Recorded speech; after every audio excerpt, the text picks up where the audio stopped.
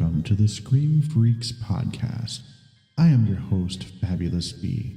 You have stumbled upon something in the dark, ominous and obscure. This is the Horror Movie Review.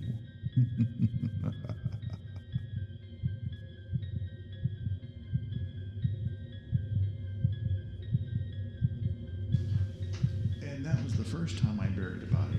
Yeah, you know, in Florida it's 8 feet down, not 6 feet. That sounds about right, you know, with the water table and all. Oh, hey everybody, this is Fabulous B with Scream Freaks. Today we have in the studio with us Ethan Olson. and we're going to go ahead and do a review on the movie 13 Ghosts. So anyways, just go ahead and get right into the meat and potato of everything. I thought it was a fantastic movie from, years ago? Was it 1960 remake. 1960 remake? Yeah. Yep. And I think with Matthew Lillard in it, and oh god, what was his name? The guy from Tony Shalhoub. Yeah, Tony Shalhoub. I remembered him more from Wings. Wings, and also Men in Black, where they kept shooting him in the head. Yes. Jeeves. Jeeves. Yep. So, 13 Ghosts is exactly what you expect. Basically, there are, you know, you've got the evil uncle that, you know, gives the house to his down on his luck nephew.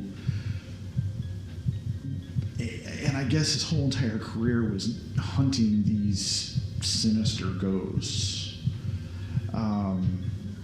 The beginning of the show, I mean, they were hunting down, which one was it? The Juggernaut? That was the Juggernaut, yep, in the junkyard. Yep. Yep. It was a great opening, Oh, especially of course. like spraying blood everywhere and, you know, luring him out. And then with Matthew Lillard and his, you know, flashbacks or, you know, His headaches. yeah, his headaches.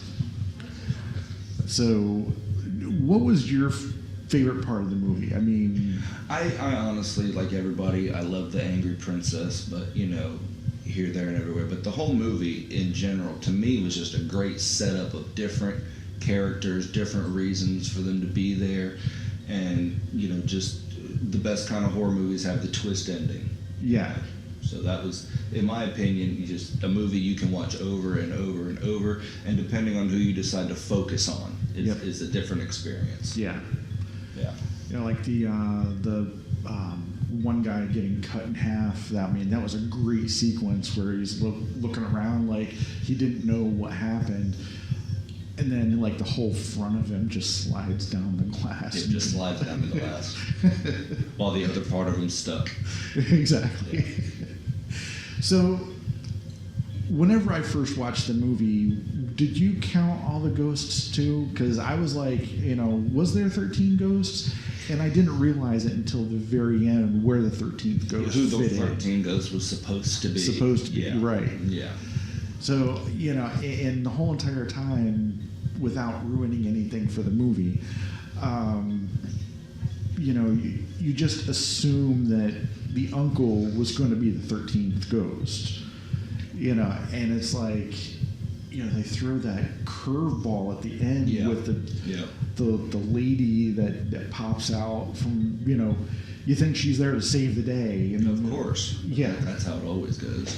But no, I mean, in my opinion, it was one of the better, overlooked movies. I mean, Yeah. critically, a lot of people gave it shit for being a horrible movie because it wasn't the over-the-top slasher film. Yeah. Yeah. It was, to me, it was very, my son's watched horror movies all of his life, but it's at least somewhat family friendly. Yeah. You know, it's gory where it needs to be, and it, you know, of course, teaches you not to trust everyone around you, but it was a good horror movie in my opinion, and who can beat having a Matthew Lillard movie? Exactly. And Shannon Elizabeth, of course. Exactly. Oh yeah, that one. Whenever she was completely, looked like the princess there. Yes, indeed. They could have switched places and no one would have noticed. Exactly. But you know, I watched it again last night just to refresh my memory and stuff. You know, and for anybody that's never seen the movies, I'm going to give you a list of, you know, the 12 ghosts. You got the firstborn son, the torso, the bound woman, the withered lover. God, hold on a second. I got my great glasses on. The angry princess, the pilgrimess, the great child and the dire mother, the hammer, the jackal, and the juggernaut. Well, the 13th ghost is the broken heart. And like I said, we're not going to spoil anything, but, you know, watch the movie and you can determine who that broken heart is supposed to be. We were just talking about this before we came on the air, is that my personal favorite of the ghosts was the jackal because of how unhinged it was, you know, and the depiction of that ghost was just crazy to me. Well, and unlike a lot of the other ones, the jackal was really the only one, to me, you know, if you know his backstory, he was all about violence. You know, the other ones were kind of circumstantial. You know, with the jackal, he was born deformed, and, you know, he had very overly strong strength, and that's why he was able to crush cars. But then when his father died, he went mad. But the jackal, he was just always crazy, and even booked himself into a mental institution to try and fix himself. But that was kind of like, you know, putting a shark in a minnow pond for the jackal.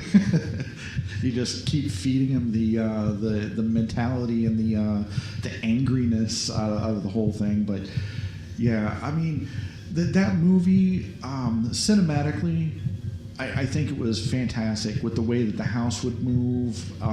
Visually, it was amazing. Yeah, you know, just absolutely amazing the way they did it, and just tying everything together. You know, the circle, how was it the Black Zodiac?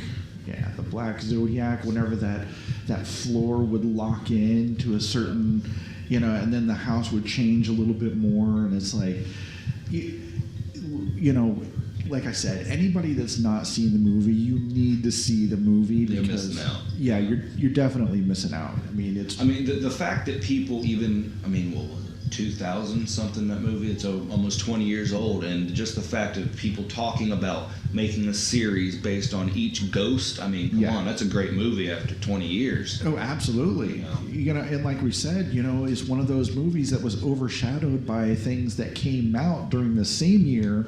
And a lot of people gave it, for lack of a better term, shit because, you know, it wasn't up to snuff with whatever was out there at the time. You know, you got Tony Shalhoub that was going up against probably a Dustin Hoffman movie or something like that. Right. Like I said, you know, with me, I've always loved Matthew Lillard movies. You know, SLC Punk is my number one. That's what I watched as a young punk with Liberty Spikes. And, of course, we all know him from Scream, which, you know, anybody in that movie was great. But the fact that you can make a comedy moment in a slasher movie, right? You know, no. What did I just say? Did I just say there's a petting zoo downstairs? No. There are ghosts downstairs, Arthur. I'm feeling kind of woozy here. You know, but he's amazing in everything. You know? Especially like got the new movies out now with the Five Nights at Freddy's, you know, franchise. Yeah, right. You know, I've never played those video games, but it's, you know, something else that he's capitalized on. And he just recently partnered with the band Ice Nine Kills for that Horrorwood whiskey that they've got out. Which I think is amazing. I mean, well, you know, everybody, of course, you know, the kids know him from Scooby-Doo, but he is, I guess, recently, or, you know, past couple years, when they do cartoons, he's now the permanent voice for Shaggy. Really? Yeah. So any new Shaggy or Scooby-Doo cartoons, he's Shaggy. That's amazing. Yeah. And just me looking at, because, you know, of course, there's the movies you remember and the movies that you don't. Well, I was looking up all the movies that he had been in, and it was the cartoons, Scooby-Doo, Scooby-Doo, Scooby-Doo, Scooby-Doo, Scooby-Doo, Scooby-Doo. So, yeah, Scooby-Doo in real life and Scooby-Doo in the cartoons. That's amazing. He completely and totally fits the character anyway. Yeah. Oh yeah. But then again, like we were saying with Matthew Lillard, I mean, he embodies every single character that he plays. Yeah. Like we were saying, the psychic, in the 13 Ghosts movie, I didn't say that there was a party downstairs. No. And it was just, he's fantastic in everything that he is. And he, like you said, he embodies Shaggy for Scooby-Doo. I mean, you can't get anybody better. Yeah. Yeah, and he just if he's in the movie, horror movie, comedy movie, I mean, everybody loved Without a Paddle. I mean, come on. Oh my God. Seth Green, of course, is awesome. We have to in that. spoon. This never leaves the cave. But yeah, no, he's great in horror movies. Five Nights at Freddy's, awesome. Scream, awesome. Apparently, somehow, some way, I hear, hint, or given a bit of what would that be called? A spoiler. Apparently, he's in Scream 7. Yes, I did see that. Well, and apparently, and if you don't notice it as a moment there, he was in Scream 2 as one of the people at the party. I did not notice that. Huh. I'm going to have to go back and watch the Scream series. It's one of them things. He's a great actor. Yeah.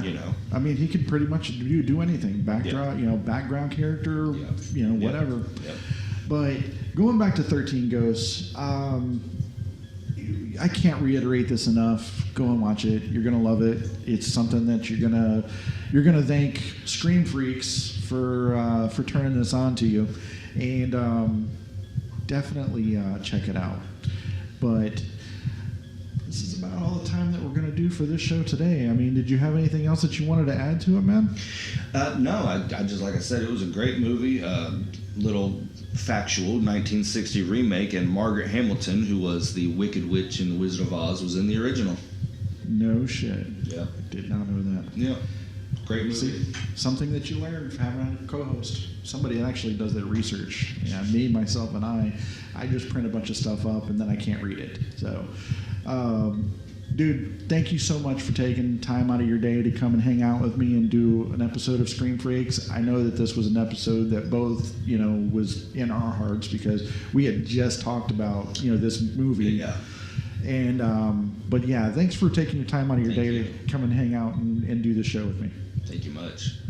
All right, everybody. Well, thank you very much for tuning in to Scream Freaks. You have yourself a good evening and stay spooky. Thank you for listening to Scream Freaks. This has been Fabulous B.